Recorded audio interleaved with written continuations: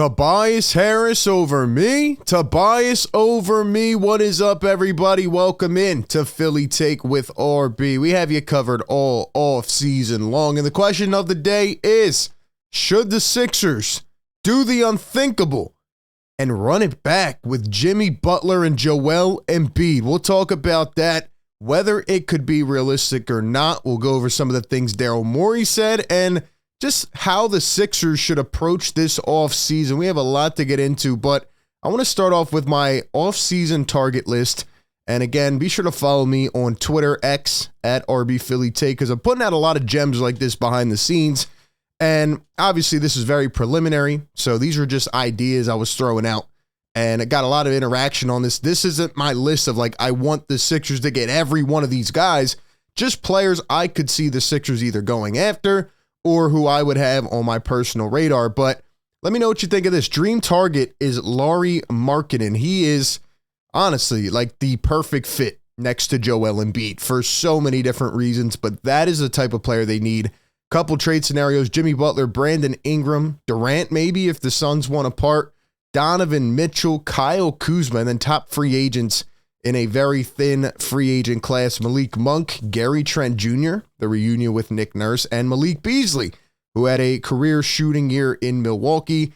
And in terms of re-signing, we'll talk about this more going into the future, but which Sixers should come back to the team? Should it be Oubre, Batum, maybe Buddy Hield, maybe Cameron Payne, Kyle Lowry, and a whole bunch more? We'll get into that. Give me your thoughts on who you want to see the Sixers go after this off season. But we got this today, man. The Sixers are the favorites to land Jimmy Butler in a potential trade per Bovada official. Obviously, these odds come out and, they're not always, the most legitimate thing because there's different sports books, there's different, opinions, rumors, whatever. But they like to stir things up, right? And Jimmy Butler has been a huge topic of conversation the last couple days. And the Sixers are right there at the top of the list, given their flexibility, given the history, given that Daryl Morey said yesterday that the 76ers want to, quote, get a wing who can play at a high level in the playoffs, right? Daryl Morey said a lot of perplexing things yesterday, a lot of interesting things that you can draw a perspective on. By the way, shout out to NBA Central for posting us, right? Look at that. RB Philly Take. We're there on NBA Central. We were tweeting out yesterday while we were reacting live to the press conference, and shout out to them. But look, Daryl Morey said the Sixers' biggest need is a wing who can play at the highest level in the playoffs, take pressure off Maxey and Embiid. Oh, and another thing he said that was quite interesting is we're not worried about the age factor, right? Daryl Morey said the way to build teams throughout NBA history that has been most successful is by acquiring big names. We know that's his philosophy. Now, whether I agree with that may be a different story, but, he talked about a lot of these big names, and he said it doesn't matter what age they are. They could be 39. They could be 21. We are concerned about the fit and pretty much plugging in the right puzzle pieces around Maxey and Embiid, which ultimately I think is a good philosophy. However, I don't know if I would give a big name star who's already at this point in his career, 34, 35 years old, a 4-year max contract. And that's where it comes in. So is it crazy to think that the Sixers could potentially try to run it back with Jimmy Butler? What do you think? Well, Jimmy Butler, 34 years old, right? He's going into the last year of his deal this next year. Here's what he will make in 2024-25, $49 million. And then he has a player option. So 2 more years, one with a player option at $52 million. And we know a lot of the guys who get to this age and are still playing want to get more flexibility for themselves. They want to make money till they're 39. So he's probably going to look for a contract extension. And I think it's pretty fair to say, if the Heat want to do it, that this offseason would be the time for them to go out and extend Jimmy Butler. Now, you may be asking, where are the Heat at on this stance, right? Why would they get rid of Jimmy Butler? Well, I want to take you back to what Pat Riley said yesterday in his press conference that has everybody talking about Jimmy Butler. But I think to provide some fair context, here is what Jimmy Butler had to say, I believe a few days ago, when asked about the NBA playoffs and the fact that he is injured and not playing. Video this. You got it? Yep. 1, 2, 3, action. If I was playing, Boston would be at home. New York, damn sure would be fucking at home. So Jimmy Butler just comes out, right? Doesn't hold back. If Boston, if I was playing Boston, they'd be done. The Knicks would be done. They can't beat me. I'm a warrior. I'm a competitor. And we've talked a lot about the Sixers having players that just know how to win, that have that winning mindset. And I don't think anybody can decline that. That's part of Jimmy's personality. That's his MO, right? Jimmy is a winner, and he elevates the guys around him, right? Look at what he's been able to do with Miami, even though they haven't got the ultimate goal done. This is the type of winning mindset, especially with the Heat and Eric Spoelstra, that is just bred into you. And I think the Sixers do need guys like that. I think Joel and Maxey would both be raised and elevated by Jimmy's winning mindset, but there are a lot of red flags and a lot of questions that come in. But anyway, in response to this, Pat Riley, in his exit press conference, was asked about these comments. Pat Riley had a day for sure talking about some of the guys on this team, but here's what he said about Jimmy Butler. For him to say that, I thought, is that Jimmy trolling or is that Jimmy serious? If you're not on the court playing against Boston or on the court playing against the New York Knicks, you should keep your mouth shut.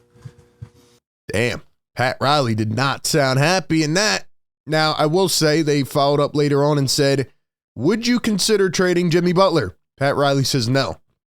Now, let's be honest. That's not the first time a GM has said no and maybe feels different. I'm not saying he does, right? But you can't take this at face value while the playoffs are still going on, while your season just ended. A lot can change over the course of an NBA offseason, but there have been circulating rumors in the previous days about, do the Heat believe in Jimmy's character anymore, right? Are they tired of his personality the way he is? Because he is surely a lot to handle, but when it comes to the 76ers, if things have burned down and Jimmy Butler has kind of expired his time there in Miami and Pat Riley thinks, okay, the best way to go in, the future is a different direction without Butler, the Sixers should be at the top of the list, and I'm sure they will be. But let's look at Jimmy's numbers, because the one knock on him right now, obviously 34 years old, is that he just doesn't play enough games anymore, right? And he's not capable of staying on the floor. And you look at the last 3 years, 57 games played, 64-60. Now, I will say, 2 out of the last 4 years, he's gotten to the NBA Finals. And he has put the team on his back, specifically in the playoffs. Playoff Jimmy. His numbers aren't that good in the regular season. You go back to when he was with Philly, he played 55 games.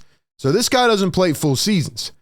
And he only averages around 20 points per game. But, man, this is a tough one for me, because the way I feel about it is my heart's telling me, man, the Sixers have unfinished business, right? Jimmy, Joel, and imagine adding Maxey into that mix. Imagine what those three could do.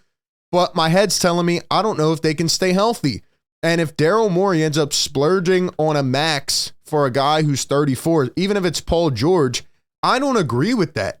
I would love one of these guys on a 2-year contract with a second-year option. That's what I would be comfortable with, because I still think it doesn't hinder your full flexibility in the future. Because if you're going to sign Jimmy Butler, or you're going or trade and sign Jimmy, or if you're going to, sign Paul George or whoever it is, why didn't you just pay James Harden at that point, right? Like, that doesn't make sense. You then wasted another year of Joel Embiid's prime.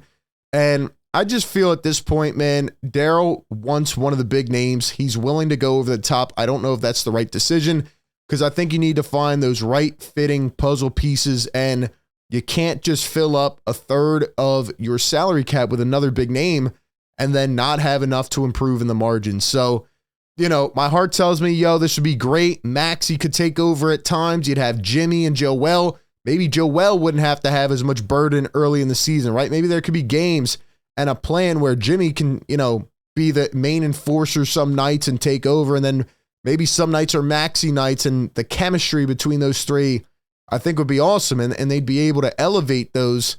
But at the same time, man, it's very risky. It's very, very questionable. And I think what it comes down to is who becomes available, right? Like, what's the market going to look like for Jimmy Butler and Paul George? There's already been rumors that Paul George has been offered multiple contracts by the Clippers under the max level. and has turned him down. So is Paul George only settled on a max? Is Daryl Morey going to shell out 50 a year to Paul George? I think that is a mistake. I do. And I think if you try to get one of these guys, but it in any way hinders your flexibility in the next couple of years, I would not do it.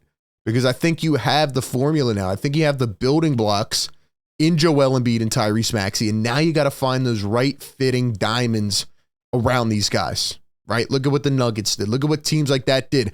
I know there's certain circumstances, right? But you have the two main building blocks. You have to find the dogs, man. I'm watching the Knicks last night. You know, Josh Hart does it again. Dante DiVincenzo does it again.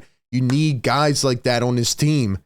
And I don't know if you will be able to do that if you pay Jimmy Butler $50 million per year. So that's where my head's at. I'm not completely opposed to it, but I think we just have to wait and see how it goes. Weigh the options. And, Daryl Morey has every tool in his hands this summer. There are no more excuses. It is now or never. You got to build a championship contender. Give me your thoughts down below, though. What do you think about Jimmy Butler and the rest? Give me your thoughts. Appreciate everybody tapping in. Be sure to like, comment, subscribe. And that being said, I will catch you all on the next one. Peace.